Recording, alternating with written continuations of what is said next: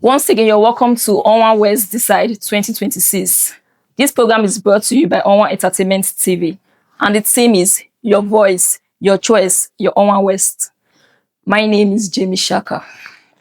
This section is dedicated to giving the people of Owan West direct access to the vision and plans of our chairmanship candidates.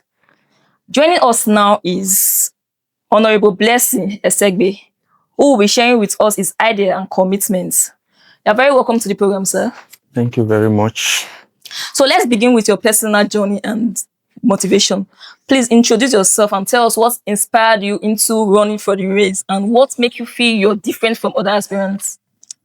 Okay, thank you very much. Like you said, my name's Blessing Ehseigbe OHIKHUAI. I am from New Ora, Owan West Local Government. I would say what inspired me most to run for the chairmanship of Owan West Local Government is like looking at Owan West as a local government. We are backward, like we are being neglected. And if you look around now, if you even see other aspirants from other parties now, if you look, you will be seeing recycling of politicians, all those old people we used to see before, the same faces. So I just say, okay, I think I can take it upon myself as a youth. Let me give it a try. And I believe by the grace of God and with the power of my people, because I'm under the political party PDP. We believe in power to the people. So I believe with the support of the people and by the grace of God, there will be a big change this time around. Okay, thank you very much. Let's talk about your vision and priorities. So what is your vision for Owan West in the next 4 years? First thing foremost, there are many sectors that is not functioning in Owan West, like many, like the healthcare sector. That's my major, as in, if that's the only thing I can come and do for my people. You see the healthcare.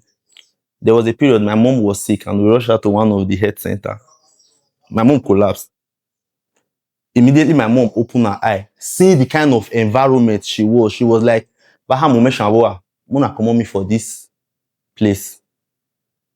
You know where you dey inside hospital, it be like saying a toilet. You dey, hey, let's bring it to the layman language. So those kind of things are things that motivate me and say, okay, since there are people that they are supposed to look into this thing and they are not doing it, especially the local government. It's like people don't know the power a local government chairman holds in his local government. Every other person that is going there, maybe they are just for their own personal interest. Like they don't have the interest of Owan people at heart. So me, I'm the kind of person that I believe in what I can do for the people and not what the people will do for me. Yeah, that's why I'm running this race. What are your top 3 priorities if elected as chairman? Okay, I would say my first priority is healthcare.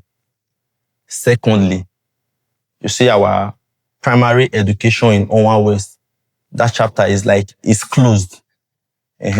Since I don't grow rich like this, I never see any primary school teacher boast of say, see my house for here. And as I have taken my own time to visit at least almost all the primary schools in Owan West, I don't want to start to the talk. Let's just skip that part. Then thirdly, human empowerment. When it comes to Owan West, like especially the youth aspect, if you are a youth in Owan West, you fit succeed. That means you took personal risk out of Owan West. Like if you are a youth, you stay this Owan West, as in it hard to see our politicians then empower our youth. The only time they remember youth, and in fact, the only time they remember the people of Owan West is during election time. You see them, they come, hey, gather for you, do this one. Like zero human empowerment in Owan West. So I believe if I can fix the health sector, which is the local primary healthcare system and the local primary educational system, those two are my first main focus. Then before we're not talking about human empowerment. So I believe those 3 are my main focus as a candidate running for this election. Okay. So how will your plans impact all the 11 words of Owan West fairly? Okay. Thank you very much for that particular question. When I'm talking about this haircare stuff, I'm not just talking about a particular area. I'm talking about the full 11 ward. There are some communities inside some ward that they are health, as in, if you go there, you won't even find anything there. All through my stay in Owan West, growing up as a child in Owan West here, I can boldly tell you that I've never seen any signpost written Owan West Local Government, maybe like they are doing a project tying a street. I've never seen where a local government chairman is commissioning anything in Owan West. So I believe I will walk around the whole 11 ward. Not only the 11 ward, there are communities that, like, there are some wards, there are just one community make up one ward, but there are some wards, like there are 3-4 communities. Some people will just focus on one community. There are other communities. When we are saying ward, you need to limit it. There are units under that ward. There are communities under that ward. Then, so we'll make sure we visit everywhere, as far as you are part of Owan West. Even the smallest community will feel the impact of our government. Okay. Thank you. Can you give us a specific example of how you intend to achieve your vision? Okay. Though I'm not going to say everything, because we know in politics, we dey mind the way we talk. First, there are money allocated to each local government. As in, yes, let me start by thanking our President Tinubu, for granting local government autonomy. Since the removal of fuel subsidy, I believe every state and every local government are receiving ×3 of their former allocation. Okay. Yes, there are money allocated for healthcare, there are money allocated for security, there are money allocated for different sectors. Okay.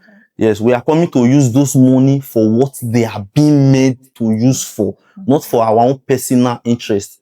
If you say this is for security, let it go for security. Okay. If you say this is for healthcare, let it go for healthcare. If you say this is to establish markets, to build infrastructure, let it be so. So I believe if we are being able to put those allocations, those money, those revenue in proper use, our government is going to achieve that aim, that thing we are aiming to achieve in Owan West. Okay, thank you very much for that. So let's go into development, infrastructure, and economy. Okay, what is your plan to improve infrastructure such as road, water, and electricity in Owan West? Okay, thank you very much for that question. First of all, I will go about appealing to everybody, each and every communities. There are some communities now, they build, I can see some federal projects, state projects, they build borehole, install solar. After they finish commissioning that project today, the night of it, people will go and vandalize all those things. First, we need to be humans before we present ourselves as anything. So we need to appeal to our people. I beg, this one way we want to do, now for una, not before we. So by the time we have done that, then, so when you can secure the security of a place, you'll be free to do anything like development there. You'll be free to do road like that. When I was living in Bayelsa, if government want to do road, you will see community youths stopping government from trying to do something that will benefit no. We will beg our youths, please, let us work. Give us the chance. You believe in us, that's why you vote us there. Let us work. So I believe with that, we'll be able to, by the time the people are at peace, you can even talk to your friends, foreign people, as in, come and invest in my place. So my place is safe. If you build your business here, we guarantee you security, we guarantee you everything. So first things first, if we need to assure the security of our people. Once there is security, other development can come in. So how do you plan to promote agriculture and local businesses to boost the economy? Okay. Well, if I'm correct, I believe Owan West, among the 18 local governments in Edo State, Owan West produce at least 10 to 15% of all the agricultural exports from Edo State. First, I would say at least we are connecting good road network now. Yeah. We now have good road from here to Sobe, from Sobe to Benin to export our agricultural products. But there's something we are missing in Owan West. If we keep taking out all our agricultural products, we will leave our people hungry one day. There will be no food for even we, the locals, to eat. So there is something I'm having in mind already. I think as a local government chairman, I can implement that. Why not build some agricultural processing factories? We lack them. There's no one in Owan West. The only thing we have is cassava grinding engine. Where we they grind cassava, and that's the end. If we can have plants, companies that process cocoa in Owan West, I believe 20 to 30% of Owan youths will gain direct employment into that place. And secondly, we have as in a large number of cassava. There are plants like factories now that process cassava waste to ethanol. If we can have things like that in Owan West, I believe everybody will go into agriculture. Everybody will want to go into farming. Yeah, we will make agriculture very, very sweet. Like people will like, so I say this job na Jackie job before. We turn agriculture from being Jackie job to big man type of something. Yes. Thank you. All right, let's talk about the youth and women empowerment. You know, the youth and women, they form a large part in our community. Yes. So how do you plan to empower them and eradicate unemployment in Owan West? Okay, thank you very much. Let me jump to that. I will talk about the youth later. Let me talk about women. Okay.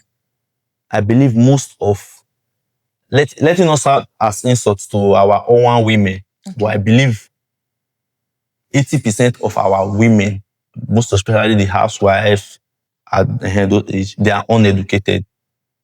I'm planning to bring what we call adult education, not only for women, men, but I believe it will impact our women more. Adult education for women. Like if our women are at least educated to O level, it won't be hard to employ them. You won't go and employ somebody that you will say, do this, you go do another thing. So we need to put our women on the right track, educate them first, give them awareness, let them be aware, let them be conscious of themselves. Then we'll find a way, create something for them to empower them. Then our youth, I believe youth are the strength of any, as in any place, be it a local government, be it in the federal level, be it in the state level. Youth are the power of a nation. Let's just put it that way, of a nation. There's what we call, I'm planning to, it's not on board now, Owan Youth Movement. It's a voluntary movement for Owan youths, where all the youth of Owan, if not all, at least 80% of Owan youth will be direct, as in will be benefiting directly from the local government. They have their work to do. We allocate them to do it, but directly they will be benefiting from the local government. Okay. Thank you. So how do you plan to sustain this empowerment program beyond your tenure? Okay. You see, empowerment is a continuous assessment. Yeah, it's not something you just do for 1 year. Then the next year, you leave the people hanging around. I believe by the grace of God and with the power of the people, because me, I so much believe in the people. This is not something only me will do, and only me can't do it alone. Yes, so I believe with the people. We are going to sustain those empowerments through different programs. We'll invite some NGOs. This is not something only the government can do. We partner with NGOs, partner with other people that, okay, you handle this part for us while we watch over this part. I believe that cooperation will help us sustain that part. All right, thank you. We've talked about health and education. So let's dive into security and peace. So, security is a major concern across the 11 wards. Yeah. So, how do you plan to address it? What's your plan to improve security in Owan West? Okay, thank you very much. First of all, as a local government chairman, you are the chief security officer of that local government. Whenever there's a security breach, you are the people, as in the people are supposed to hold you very responsible. We already have a network like this Edo State Security Network, Okay. which is, some people refer to them as the local vigilante. I will work very closely with them. Although I plan to have our own local government security network outside the state security network, but we will always work closely together. We'll work with all DPO. I believe there's now an area command. Owan West is now an area command center in the Nigeria police. We now have an area command which supersedes DPO. So I believe we'll work together with all security agencies, the police. We have army base here, 4 brigade. Wow. The 4 brigade, army, then with our local security. I believe if there's a close relationship between me and them, as their chairman, as their CSO, I believe they will likely take orders from me. So we'll build more security base. Like there are some communities that lack police station. There are some communities even you can't even access. There's no road to access. Some of the major challenges of security is bad road. When there's bad road, all these bad people, kidnappers, they tend to operate highly in a place where they know people would be easy to access them. So I believe if we can fix all those things, definitely we'll make sure security is tight in Owan West. Yeah. Okay. So what step will you take to handle courtesan, theft, and social vices? Okay. Thank you very much. That's why I'm a youth. I believe I can easily talk to everybody. I be person who know the fear. They know me. As a youth, I can talk to my fellow youth and give you reasons why you shouldn't think courtesan is the best option in your life. We work very hard to tackle drug abuse among our youth. Thank you. All right, let's talk about leadership and accountability. Okay. What step will you put in place to allow the people to monitor your performance? And also, how will you handle disagreements or opposition within the council? Thank you very much. There is something I'm planning to do if elected as local government chairman. First of all, I want Owan West to have their own radio station. Okay. Where there will be live broadcasts of things going on, and I will make sure there's a media house for all local, all states, even federal television, but like NTA, ITV, like there will be a base for them here. People will be feel free to access whatever we are doing. Whenever I'm going wrong, feel free to air your mind.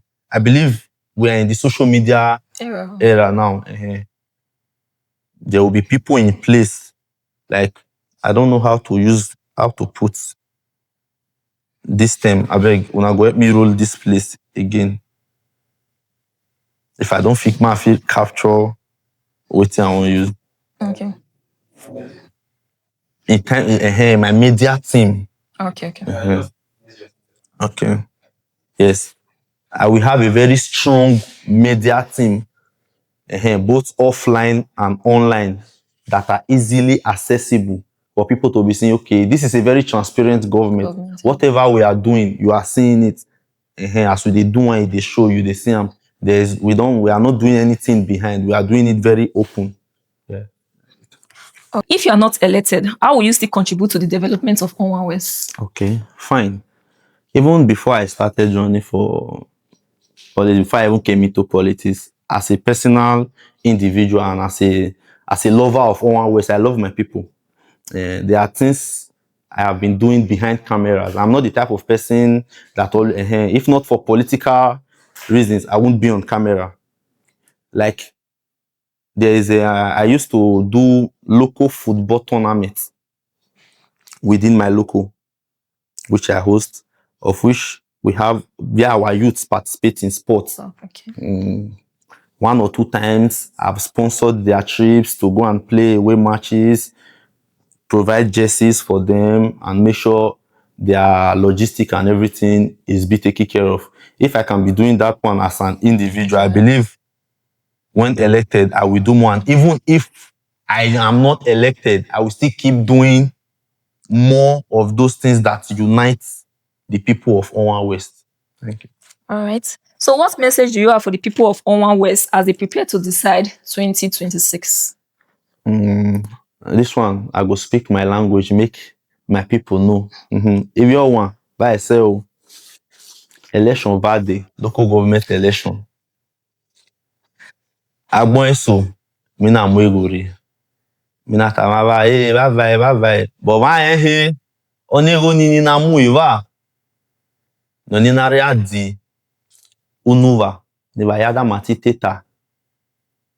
Na how we me obe. It's very simple.